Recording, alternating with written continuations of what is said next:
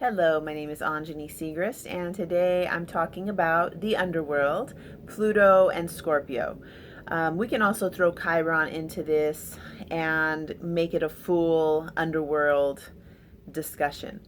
So, I've been writing about the underworld, and I did a couple of videos yesterday about Scorpio, particularly because the sun, Jupiter, the planet Jupiter, is moving into Scorpio on the 15th of October. And so, whatever planets you have in Scorpio are going to be triggered by Jupiter, who wants to expand and evolve and bring evolution of consciousness to whatever it touches. So, with Jupiter going into Scorpio, we have a major underworld initiation overall, like through the whole planet, not just individuals, but people with a lot of Scorpio have extra initiation into the underworld this year.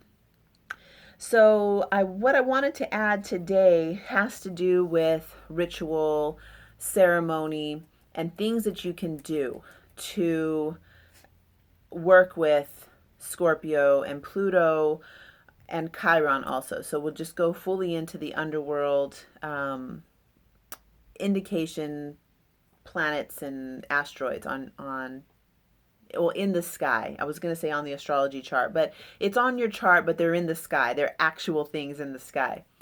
So, like in the Saturn video, it's the same thing. Like, we want to not run away from the underworld initiation. We want to sort of bow down in a way to that energy that we feel is oppressing us. So, what I know as a tantric yogi is that anytime an emotion comes or a situation that is really intense and really stirs up my emotions, this is an opportunity to sort of like bow to the goddess. Thank you for showing me this. Thank you for bringing, showing yourself to me in this way. So anytime there's intense emotional waters spinning, tsunamis, and all this kind of internal emotional weather that happens, we have an opportunity to work with our own inner material. So what you don't want to do is blame the person or the situation that is bringing up these powerful emotions inside of you. The next thing is, as much as you can, get some time to yourself. So when the life material that is coming up that is really intense and hard, and I can list a few things: divorces, death in the family, suicide in the family, which is still death in the family, loss of relationships, all this intense weather that's going on.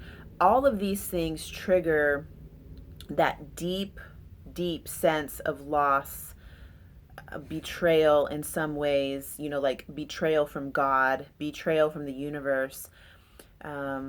It's really, really intense for anybody going through an underworld initiation. So when these things are happening, the thing that helps me to stay centered is giving thanks to whatever that thing is, whether it is the hurricane or the flood or the partner leaving, or death is one of the hardest ones for us. But even that, instead of blaming and giving our energy out and trying to work with it that way by you, and this thing is so bad, what you want to do is breathe that back in. Like, breathe all of your energy back into your body and feel what's happening inside of yourself. Definitely feel what's happening inside of yourself before you project that energy outward. Bring it in. And when I'm saying thank the goddess or give honor to the goddess, what I'm talking about is that original energy that creates life. Your physical body, for instance, in yoga philosophy, we would call this Shakti. This is the energy of creation. So thanking the goddess basically is, in a sense, thanking, I want to say that part of yourself that is divine. A lot of people I know are very uncomfortable with that because of our religious training, especially in the U.S. or in all Christian places, that the God is outside of yourself. So for you, if that's what you believe in and that's what feels good, then do it that way. Thank that. I don't even know if Christians have a goddess, but whatever it is that you consider to be the divinity outside of yourself. Um, so, you know, thanking that energy. So I'm thanking the energy within myself for showing me this turmoil and the feelings that I feel, and letting that energy move and do what it needs to do, rather than getting angry and pointing my finger on the outside. Because as soon as you're pointing your finger on the outside, you're literally giving your energy out. You're going to be exhausted. You're not going to be able to sleep as good. And anyway, when you lay down at night, and if you're projecting outward, your energy can go everywhere else, and it can go on and on and on, and you won't sleep. Or you can inhale, breathe it back in, and feel what it's doing inside of your body. Feel how the energy moves inside your body. So instead of spinning your thoughts about projecting all that energy outward, in this video, what we're going to say, I'm going to be going through about at least until December working with Scorpio energy. So Scorpio and Pluto, basically underworld initiation. So for this video, let's focus on breathing your energy back inside your body, breathing it in through your nose, feeling up your whole entire spine, letting your energy permeate your whole body.